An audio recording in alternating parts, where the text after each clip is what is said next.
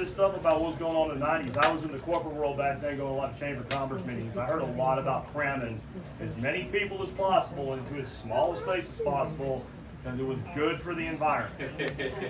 All through the mid-90s and early 2000s, every chamber of commerce meeting I ever went to, some clown got up there and did that. Everything he told you is true. All right, guys. I will try to project. I've been talking to people for quite a while, so if you're far out, you might want to come in. I'll do what I can for you. I am Jack Spirko. I'm the host of the Survival Podcast. And instead of giving you a link at the end, I'm going to give you one link at the beginning. thesurvivalpodcast.com/float. Should be easy to remember. I'd write that down right now. That way, when I give you all these resources and things that I'm going to talk about today, you go to that one page, it's all there. I already put it there for you. It already exists there. There's even a discount code on my membership if you want it. And if you don't write it down, you're going to feel bad about it. You're going to forget, so write it down or put it in your phone now. All right. Say it one more time. thesurvivalpodcast.com. thesurvivalpodcast.com/float. Spelled like F-L-O-T-E. Found that people have a hard time with that when you tell them the first time. But y'all know, right? And I want to start out with some good news. Some good news. Every solution to every problem that we have, we already know what it is that already exists. It already exists. There's even things that we think of as insurmountable. It already exists. One of the things on that page I gave you, first link, I added it this morning because I was talking to some people about it here.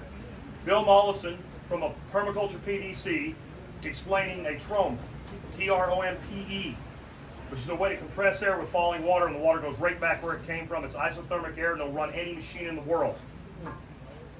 We've known about it for a long time. We used to run all types of industry with it in the Midwest United States, like up around Chicago and all the way up to the 1930s. At some point in the 1930s, somebody checked out all the books on this technology at every library in America, and they all never got returned. So if anything, any of the conspiracy stuff or whatever is new, it's not. And I'll tell you again, this is from Bill Mollison, co-founder of permaculture. Every single thing that man has ever said, I'm like, bullshit. I'm going to look it up. I quit doing it after like 400 times and went, anything the old man said was true. So all the solutions exist.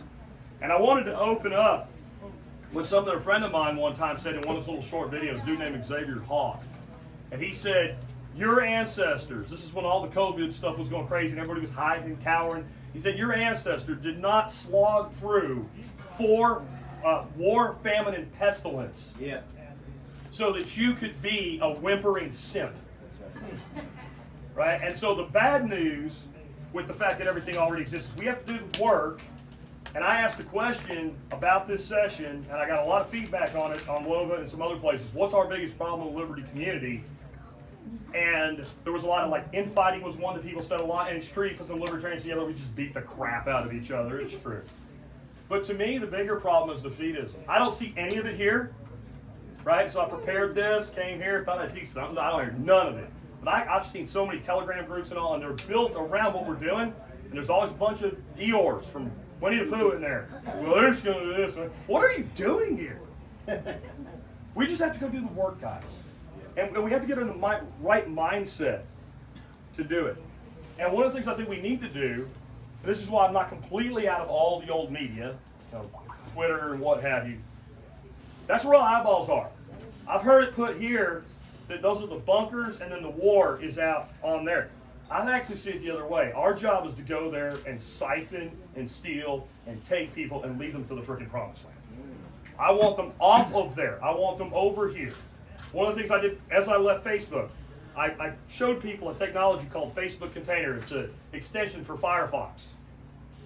And I said, if you use this, when you go on Facebook, it won't track you across the rest of the internet. By the way, why do you think it's necessary? Everywhere you go, right? Yeah. But it made people go, wait a minute, why does this exist? If you tell them, hey, they're tracking you, or they're like, I know it, but like, no, here's a way to stop it. Why does it exist? And I got a lot of people to come over to alternative sites. And that's what we need to be doing in the social media world. I skipped ahead. We'll come back to that. Wind. I mentioned Bill Mollison from permaculture. And what I wanted to start out with actually was the fact that we all need heroes. We all need heroes in our lives. And we have changed the definition of hero to mean somebody that does something insurmountable that nobody else can do, some amazing thing. And to me, that's not what my heroes are. All my heroes are people that are regular folks that went and did a thing and simply demonstrated, I can do this, so can you. And when I found Bill Mollison, I found a hero that led me down this walk that I've been on now for 14 years with the Survival Podcast. I had just started the show. Somebody sent me a video, and it was this old man. And he's talking about permaculture. I thought I heard about it. I thought I knew what it was. I thought you plant trees instead of corn. I get it. I'm going to go off with my life. And this old man explaining the discipline of permaculture. And he said one thing in it. He said, I was out in the forest, and I was cutting down trees for a living. That's what I was doing. I was destroying forests. I looked around at all the people who were working with me, cutting down trees in the forest. I realized not a single person that was out there cutting those trees down to build houses would ever be able to afford, if they kept cutting down trees on their salary, to buy a house from the trees that we were cutting down to build houses for other people. And I had to exit that system because I had two choices. I could just run off in the forest and stay there, live in the forest like some kind of, wild man. Or I could learn from the forest, make the forest my teacher, and come back and fight the bastards. And I was like, you know what? I wish I could say bastard the way an Australian does, because it sounds so much better. But this dude's one of my heroes. Then somebody sent Greening the Desert to me from Jeff Lawton. I don't know if you've all ever seen Greening the Desert. And I watched Jeff Lawton go into a place in Jordan, only a few miles from the Dead Sea, and terraform desert with something called a swale, which at the time I knew nothing about, and a tiny bit of drip irrigation. And I had been bitching about how hard it was to grow food in North Texas with our heat in the summer and everything. And I went, I will never say that again. I will shut up because I have no excuses. And those two people became my heroes. They were people that I could emulate. They were people that said, I can do this, so can you. And it changed everything. And I mean everything about the way I thought about problems. I used to think about problems, I'm going to take this problem, I'm going to smash it. I'm going to go get it, I'm going to smash it. I was a soldier at one time. I was a corporate salesperson. I built corporations. You make money in that world by smashing problems, by being stronger than other people, by beating them up. Even when you're doing cooperation, you cooperate to form a gang, you go beat people up. And when I learned this method, this way of solving problems, I'm like, I can't do that anymore. Because if I don't take this approach, then I'm going to war essentially with nature, and nature's going to kick my ass. And I don't just mean Mother Nature out there, I mean natural law. Sooner or later, we'll kick everybody's ass if we don't learn to work with natural law. There are ways the world works. I was talking to somebody about the financial system here, and I was saying they're going to have to reset they can't just keep printing money. And they said, I know it's all a scam and all, but why not? They can just do that. Then I looked at a thing this morning in one of the newspapers. Lockheed apparently is in big trouble because they bid on all these multi-billion-dollar jets they're building, and they got this long-term contract. You know how all the prices of all the shit you guys buy went up? Turns out it went up for Lockheed too, and they don't have a clause in their contract to adjust for it. Whoops. So now they're going to be losing money on every plane they build unless they figure something out. So there is a consequence to breaking natural law for everybody, even the oligarchs. So my philosophy became, I have to figure out how to work with nature, and I took that not just nature to build systems in my backyard to grow things, but natural law. If this violates natural law, I better figure out how to get back in and channel with it. And natural law says if I make a bunch of enemies, karma's real, I'm going to get my ass kicked. So I need to work with people. And that led me to the concept of problems or solutions. And every problem is the solution to the problem you're looking at. Now you got to get this right. If you don't, the problem can be the problem, right? In permaculture, we say there are no weeds. There's just plants we don't understand or plants that grow where we don't want them to. But there are plants that will grow with your other plants and choke the plants that you want to grow out. We do have to channel that plant. We do have to understand, why is that plant there? That plant's there because it's an empty space. Nature hates an empty space. You don't put something in the space to occupy the space, nature's going to send it. So the solution isn't to pull the weed out. It's to plant something you want there instead and let it occupy the space. So whether that is something totally disassociated from growing a plant in the Liberty community, if the state has a solution and you don't like it, you can't kill the solution, you replace the solution. You give people another place to go. Inside permaculture, when I started teaching this, and you see things like the 7 layers of the forest. You got a canopy layer, a sub-canopy layer, you got a bush layer, you got a shrub layer, you got a rhizomial layer, you got a vine layer. And I had some like conventional gardeners say, I don't want 7 layers. Well, nature put them there. Those dimensions exist. If you don't fill it, brambles will come, something will come. You have to understand that our whole world is built up of all these spaces. And if there's a need in humanity for a thing, and you don't like the way that's being done now, you need to create a solution and put it in place.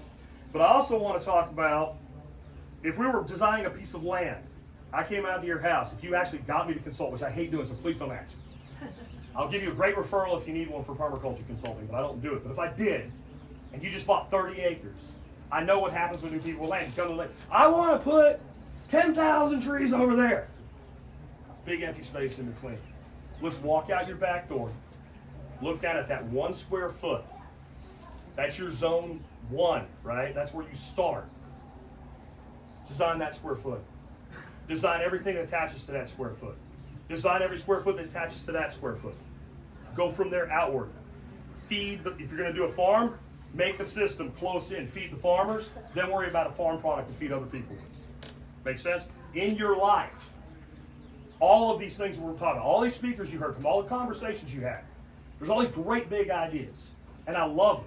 I love the work that John and Derek are doing with Exit and Build. And it gives you this great vision. But it also can be a trap if you're not careful. There's this huge thing we're going to do someday, and all these people are working on it. So when it's ready, I'm going. No.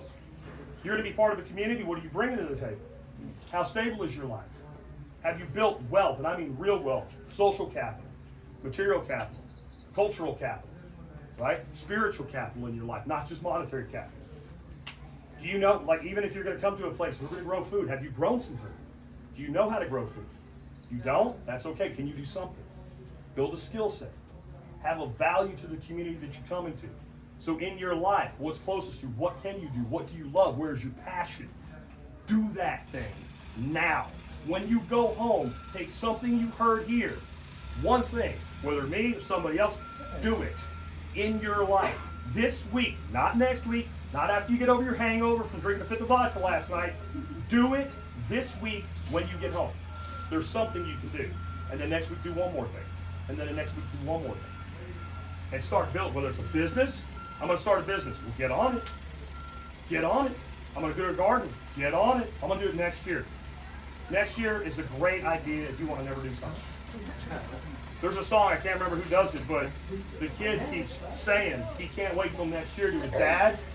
And the dad finally asks the kid, well, why are you so excited about next year? And the kid gives him this list of things they're going to do next year. And he's been telling the kid, we'll do that next year, we'll do that next year. That's been slipping away from him. It's a modern cat's in the cradle, but there's still time to do something. All of you, if you can fog a mirror, your dash isn't gone, you're not done yet. Get on it.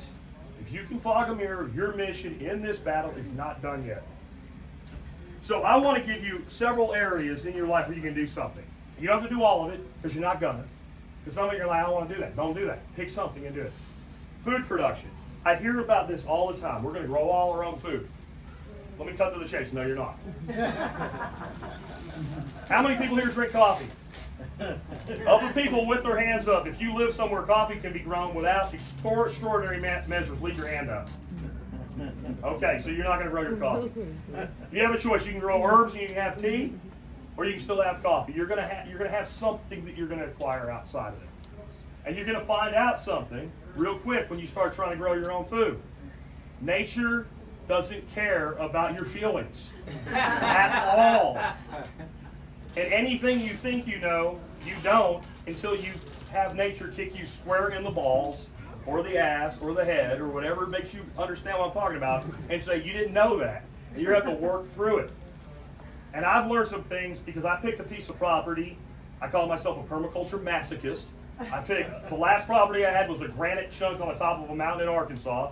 Now I'm sitting on a limestone ridge from the great inland sea with 4 inches of soil on 3 acres in north central Texas. And if any of you guys here that have seen pictures of what I'm doing, you cannot believe that till you come there and we show you a rock that looks like a piece of concrete. Because it looks like it's got pebbles in it, And when you look closely at it, it's seashells. And it literally looks like concrete rubble. And that's what we're growing, and we're growing trees into it. But it kicked me a lot. There was a lot of things I thought I knew. And I've come to the short list of things that do work anywhere and everywhere. One, and I know there's a lot of people here that are the vegan, vegetarian world. I do not disparage you. If that's what you want to do, great. But I'm going to tell you, especially on land that is hard, the easiest thing to do is to grow and raise animals. And it is the #1 way to restore broad-scale ecosystems. Even if you don't eat you don't have to eat every animal. Okay? But if you want to restore an acre in a backyard and you work really hard, you can do it without animals. If you want to do a couple 100 square feet and have a garden, you can easily do that without animals. If you want to buy 50 acres and turn it into lush, beautiful land, you need ruminants. You need ruminants. You want to pet them and have a petting zoo? That's fine, but you need ruminants if that's what you want to do. Because if I made a perfect machine to restore a pasture, I would have a machine that took grass and ground it up in little fine parts, made it wet, held it at about 100 degrees Fahrenheit for about 24 hours, and deposited it on the ground in a form where it became bioavailable to other plants.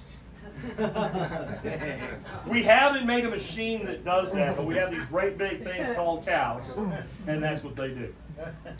If you don't have, I don't do cows, I have 3 acres, it's good land, it wouldn't work. I do ducks, but I manage my ducks like a cow. I literally shift my ducks around in paddocks just like a cow. You need to learn about holistic rotational grazing to do this. And I have a piece of property that we have aerial pictures of when we moved in, and you can literally see the rock outcropping on it, and it's green now. You're like, how'd you do it?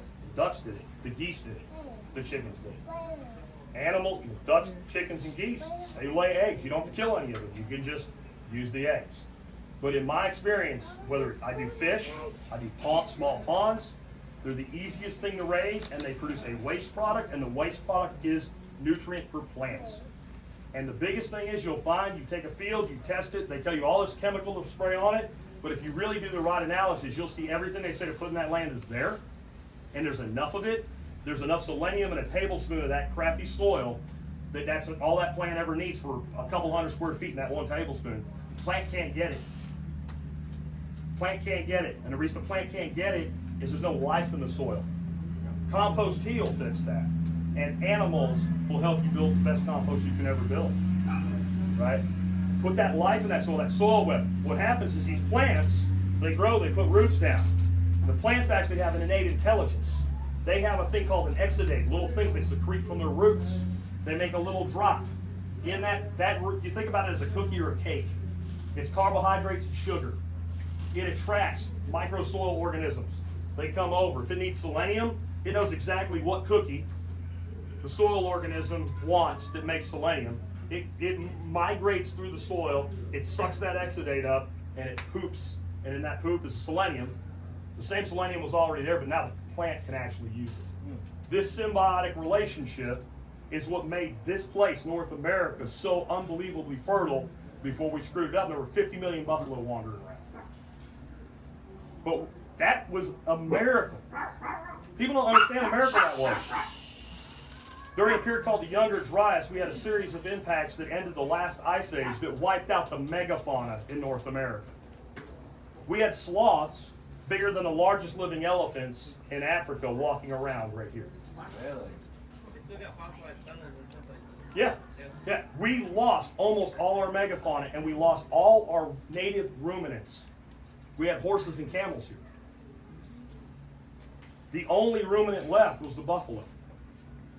The elk, the deer, the antelope, great animals, not ruminants. They're browsers. The most productive terrestrial ecosystem you can have is a savanna. This is a savanna. I know you think they're in Africa and National Geographic showed them to you. You ever notice when they show you all those beautiful videos? There's thousands of wildebeest and Cape buffalo and stuff running around. And what's running around after them? Lions, cats. So what do? They all group together and they move in a mob. You want to restore large ecosystems, you mob graze. You keep them close together, you move them around, they're happy. Trust me. That's how they want to move around. So we move them around and we do a scheduled move and we can restore complete ecosystems. Check out the work of a dude named Alan Savory. And watch places he went into. The ground is gone. There's nothing left. It looks like there's nothing green. They put cattle on it, but they do it the right way. They don't put a seed down. And in a year, the place is green. He had places where he had to put arrows in to show specific keys in the landscape so that you believe you're looking at a picture of the same place. And all he used was cattle. That's a guy that you definitely want to check out. But animals are a great way. When it comes to growing your plants, find the highest ROI plants you can grow. The highest, what is the most expensive thing that you'll eat that your family likes, that likes to grow in your area? You'll find one of the highest ROI things you can grow are greens. Right? Like I said, I respect everybody's dietary choices. I'm a heavy meat eater. Right? But I grow a ton of greens. I grow winter greens like lettuces and spinaches and stuff like that. In the summer, I turn to things like going through the spring, I use lamb quarters, and then I moved into things like New Zealand spinach. I grow sweet potato, less for the tuber, more for the greens. Sweet potato greens are delicious, by the way. Just pull them off the stems suck. I grow illegal plants, right? You want to know plants that grow really well? Go look at all the plants in your state, man. Then don't be a jerk, right? Be responsible. But you'll find things like Ipomera aquatica, Pang Kong, it's the same plant. Bunch of names for it. It's water spinach. It's in the same family as sweet potato. The stems are delicious on that though. You grow that in aquatic systems. I grow so much of that, I feed the ducks the stuff. We eat it. We get tired of eating it by the end of the year. Greens grow really fast, high turnover, but go look what a bag of organic salad greens costs by the pound in the store, and all of a sudden ground chuck doesn't look so expensive anymore. It's very expensive.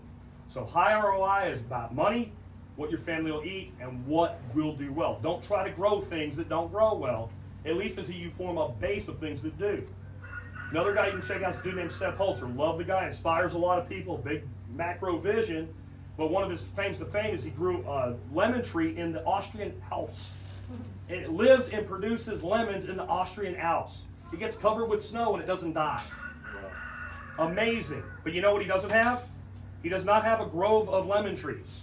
He has one. He did it to prove he could. So people see that and they want to emulate it. Grow things that are impossible to grow. Don't do that. Not at first. Grow the easy things. Next, grow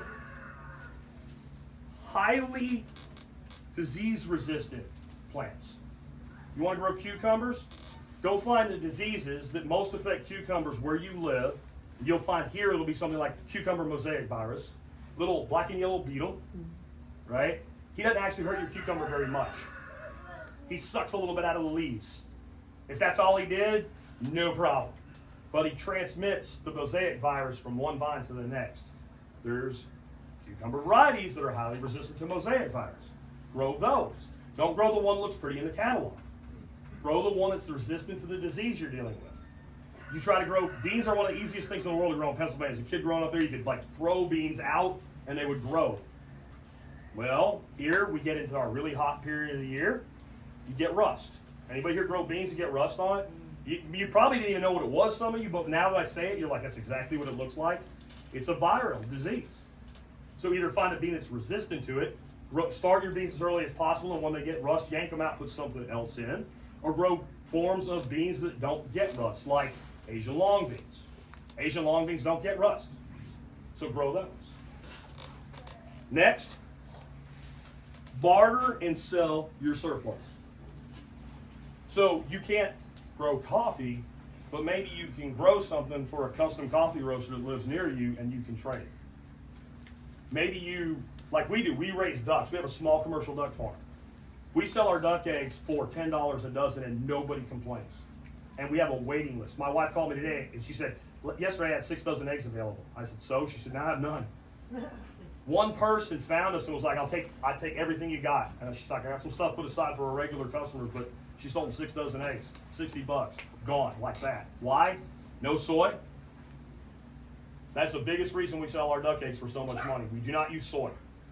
And I don't use soy, and most people that do organic, they do because it's a cheap form of protein in the organic world. What does soy have in it? Isoflavones. What is an isoflavone? It's a phytoestrogen. Okay? What is a phytoestrogen? It's a clever way of saying estrogen. Estrogen has a role in the human body. Men a little bit, women more. We all should have some. But you know what you shouldn't have? A bomb of estrogen. Nobody should. What is an egg? It's an ovum. What do you think happens when you base a diet to a bird on an estrogen and you're harvesting its ovum? You have an estrogen bomb. So there's a whole bunch of people, I can't eat eggs, I have an egg sensitivity. Maybe. Maybe you have an estrogen sensitivity. And I found scientific research to prove this because it was a theory, nobody believed me. So I found like the random controlled studies. And they're like, you just can make anything with a study. I'm like, well, the lady that did the study wanted to prove it because she thought it was a good thing. Right? So you got to think this way, and you got to think about generating an income from your property on some level so that you don't have to grow everything.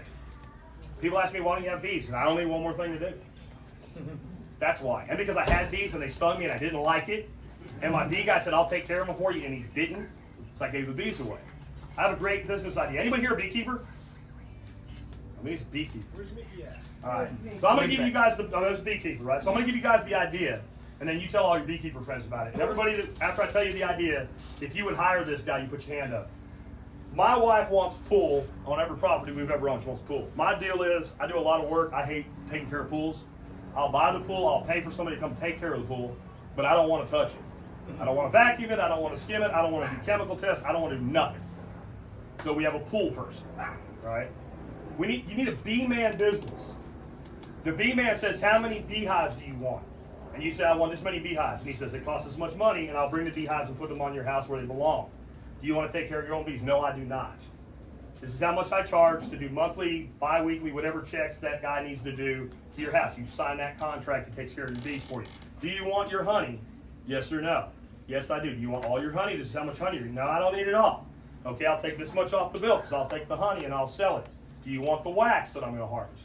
No. A lot of people will be like, that's one of the most valuable products that come out of a beehive, but a lot of people don't really need it. Okay, I'll take that much off the bill. What if you say, I don't want honey or wax? I just want pollinators. Okay, well then this is the bill. And then you have bees and you don't do anything. Anybody here would be interested in that? Because I would. Like, yeah, right? So I don't think everybody, but I mean, there's a business. There's so many, like part of this is making an income. And one of the things we've discovered in a lot of discussions with entrepreneurs and hustlers and side hustlers, like Brian, I don't think he's here, but the guy that has the coffee tent, it's always high, him, right? That dude is one of the best side hustlers I've ever met in my life. He can't look at a thing without making a dollar come out. Right? So figure out how to earn an income off of your property. And build personal enterprise. And then the other thing is pay for your livestock, food and materials. So one of the reasons we sell the duck eggs is I need the ducks to maintain the land because I don't like mowing lawns. And if I use the ducks right, I only mow my lawn like 4 times a year. 3 acres I mow 4 times a year because the ducks do most of the work. I actually mow the lawn when I'm like, it doesn't really need to be mowed for me, but I need to mow it for them because they like the fresh shoots. So I'll knock it back for them to kind of give them a refresh.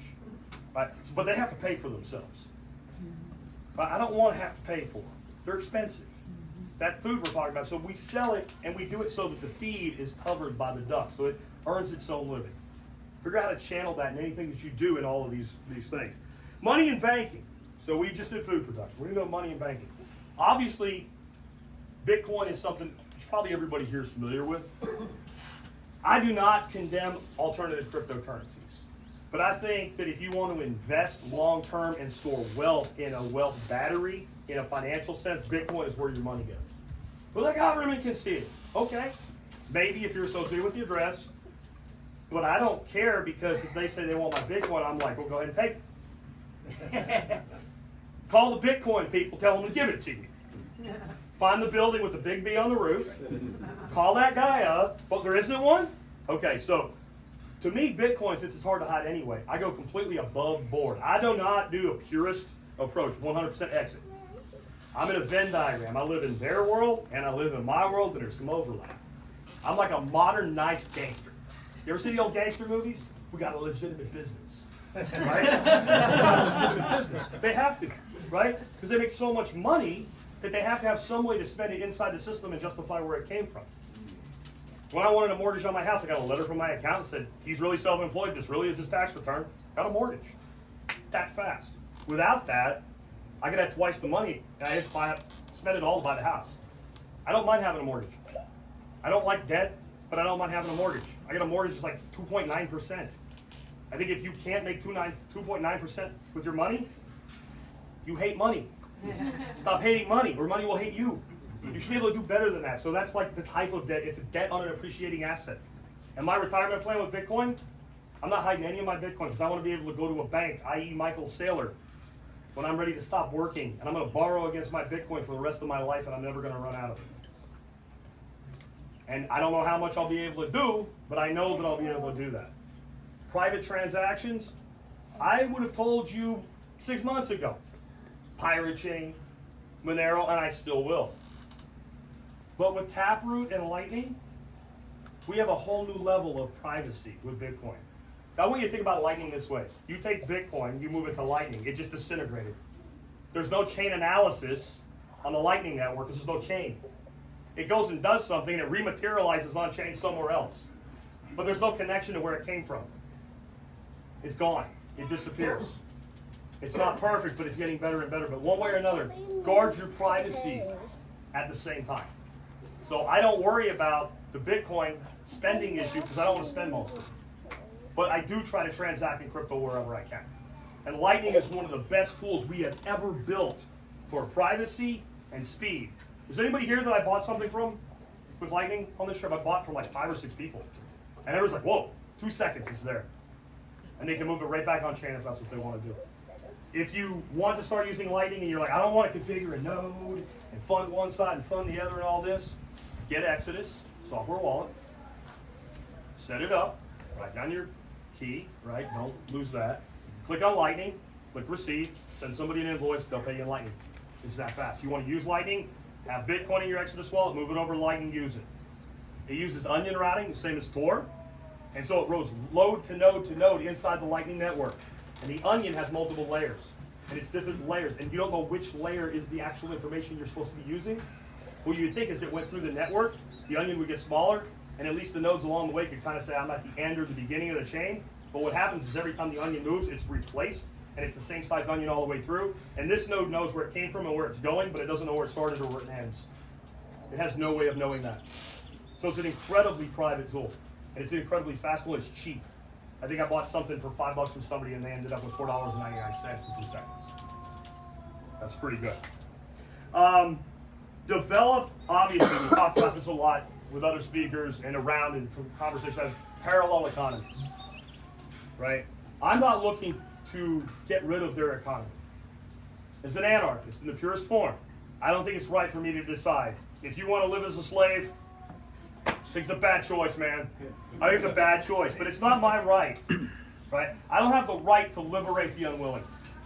It's not my right, right? If you want to go live in some crazy-ass hippie commune full of a bunch of float people that believe in liberty and freedom, and I think that's crazy, I don't have any right to tell you no, and I don't have any right to tell you that you cannot live in a Connex trailer down by the railroad. I don't have any right to tell you that.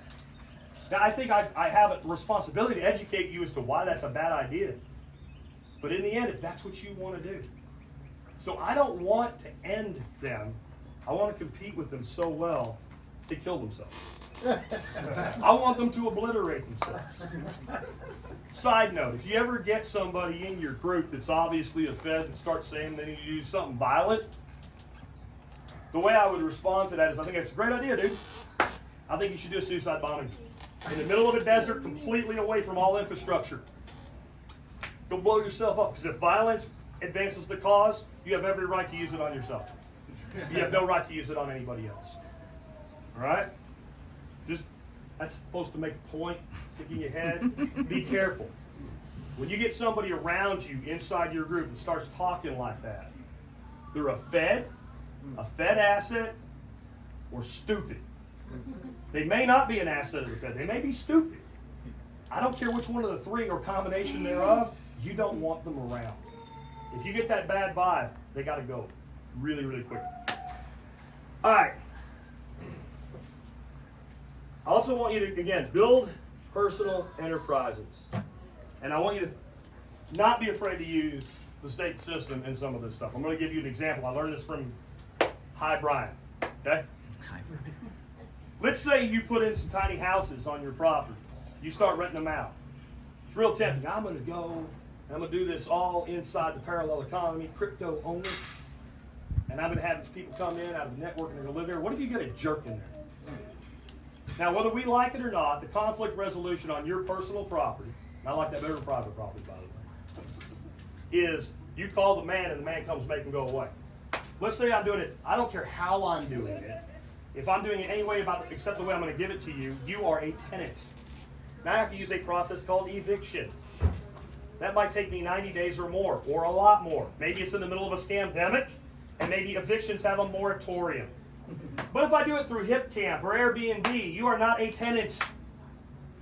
And the man will come and grab you by the neck and throw you in the street.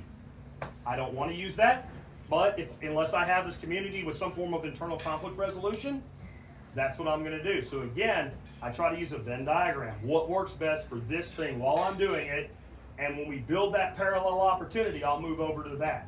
But right now, there is no way I'm renting anybody a structure on my property as a tenant if I don't have to. Because I don't want to have a person I'm stuck with that I can't get rid of off my own property. Right? Censorship. Here's the big thing about censorship. They are losing the battle and they know it. Yeah. They are losing and they know it. That's why they're scared. That's why I don't think Elon's going to fix everything over at Twitter. I think Flote has a bright future. Right? It's not like Twitter's going to be all fixed. But boy, are they making the people show their cards. I feel like we've been playing poker with some people. They had their cards, and we kind of knew what they were holding, but we weren't sure. And they're like, beat me now. It's like when you're playing poker, and the guys are playing poker in a tournament on TV, and you watch it, and they show you what everybody's got. You're like, well, I know what I would do now. They just showed you every card they have. They've lost their mind. I literally listened to one of these people say, they're going to tell people what to think. That's our job. Yeah. I mean, literally said it. Like it was scripted. Like they're not even hiding it anymore. And they know they're losing. Yesterday when Derek spoke, and he was talking about the little write-up that you'll own nothing and be happy, right? And he talked about the people that lived out in the wild and they didn't come in with us and I worry about them. You know what that was? Preemptive fucking surrender. They already know they're not going to win this. They're going to have their place of their people that will willingly allow the leeches onto their body. But they know we're going to do what we want to do, and they know that it's being done in a way they're not going to be able to stop it. And Neo Social is one of the main ways we communicate and organize. It's almost like a weird inverse of what you're saying. You know, it's not your right to liberate the unwilling, right? Yeah. It's almost like, what is it? So they were talking about like sigil magic, right? Where Yeah. they'll tell you they're doing it in advance, and so like, maybe their idea is that it's not their right to. Yeah, I don't think that's the problem. I know what you're saying, but I think really what it is everybody does what's in their own best interest, and this is a big planet. And you can control people in these cities with these networks when they willingly become a node on the network, and it's really hard to control people who have figured out your game and are using counter technology, because this is the first time in history that we can beat the government in a technology race. You can't build bigger bombs than the government. But one dude in a garage can code a completely undecryptable cryptocurrency and roll it out. Right? And then tens of thousands of people could take even one that can be audited like Bitcoin, run nodes and mining operations, and make the most secure networks ever been built in humanity's history or probably future. You want to hack Bitcoin? Go ahead. If they could do it, folks, they would have done it. Right? And we can take and we can build so much faster. We have no bureaucracy. Our community is a flat series of organizations. Somebody wants to do something and everybody here tells them it's stupid. You know what the guy's probably going to do? Well, that's because they don't understand. I guess I didn't explain myself right. Oh, there's Brian. There he is back there, right? There's Brian. Anyway, they're going to go do it anyway. And if it works, we'll be like, damn, we were wrong. If it doesn't work, maybe he'll learn how to do it the right way. Maybe he'll learn we were right. Maybe we're both right. But we can do that. They can't. They got to. Anybody here ever work for government in a capacity where you're developing technology? Anybody? Would you admit it if you were? You got to fill out a form, to ask your boss, to ask his boss, to ask their boss if you're allowed to do it with what funding from where. Anybody here ever build any technology on your own? Did you ever ask anybody? No? Okay, that's what I'm saying. All right. Next, I want you all to start using, okay. I don't know what that means, but three what? Minutes. Ban video marketing. Ban video marketing, that means when they ban your stuff, market it as banned. People will watch it that would never watch it before. I gotta go faster now. Medicine and healthcare. I do recommend what I call a proper human diet. I know some people here disagree with me. It's going to be very protein, fat based. But I'll tell you that every diet other than the standard American diet is a better diet for you. I weighed 100 pounds more than I do right now 4 years ago. And I did it eating all the food they say not to eat. When it comes to health insurance, there's a lot of things we're working on for that, but what I really recommend is that you get yourself a direct primary care physician. This is a person you pay $100, $120 a month who sees you, talks to you on the phone, helps you anytime you need it. If you need lab work, you get low-cost lab work. In spite of the fact that I was fat, I've tried to take care of myself. I haven't actually been to the doctor for anything other than an injury since 1993. I don't take any prescription pharmaceuticals. I'm 50 years old. That's because I take care of myself. Even when I didn't, I still sort of did, right? Take care of yourself. That's a big piece of this. When you get up in the morning, if you can't think clear-headed within 10 minutes, you are not healthy. Do something about it. Now, if you drank a fifth of vodka the night before and you don't normally do that, give yourself, but I'm talking on a regular basis. If your ancestors couldn't think clearly within 10 minutes of waking up, they would all been dead eaten by a saber-toothed tiger. All right? When you look down, do you see your feet? Not like this. Like this. If you don't see your feet, you're not healthy. I'm not picking on you. I'm not fat shaming. But do something about it. And I don't care what diet you use, but I'm going to tell you, diet is the key. Diet is the key. You can't outrun a bad diet. You can't outwork a bad diet. When you're 22, you can. When you're 42, you can't. Government-controlled education. Please get your children out of the public education system, which is not a public education system. It is a government-controlled education system, and they do not belong there. I have now taken responsibility for homeschooling my grandchildren, my wife and I together. We will not ever let the state touch them ever again. If I had known what I know now when my son was young, they would have never touched him. They would have never poisoned his mind. I want you to treat the school system like a building that is on fire instead of telling me why you can't do it. Okay? If your kid was in a burning building, you would throw a wet blanket overhead, you would charge through a wall, you would suffer third-degree burns, and you would grab your child and you would extract them. If you don't think that's what the state is doing to your children, please remember the words of Malcolm X. Only a fool would let his enemy educate his children. All right? Do not let your enemy educate your children. I got to pick and choose here. If you don't have kids, please look for someone that does. Help them make that choice. There's so many people that want to homeschool right now. If they had a person that they could rely on one day a week, it would change everything for them. I love the idea of co-ops and everything, but this idea we're going to hire a teacher from the public school system to teach our children in a barn, your kids don't need that. I use a program called Excellus. I love it. My kids are thriving on it. My best friend told me, if you never do another thing for me for the rest of my life, the fact that my son's now using that program makes every day that we've ever spent together a blessing. He is thriving for the first time. He's in 11th grade. He's thriving in education for the first time. What's it with the program again? What's that? Excellus. Excellus Academy. It was founded by a guy that actually he invented the hydrogen car. He invented gigabit Ethernet. He built the first personal computer long before Bill Gates knew what one was. So when my state teaching sister-in-law asked me about how good the school was, I asked her if the people that run the Arlington School District invented gigabit Ethernet, invented the hydrogen car, or invented the personal computer. And she said no. I said, then don't worry about it. Right? But help somebody else. Help people. There's business opportunities, guys.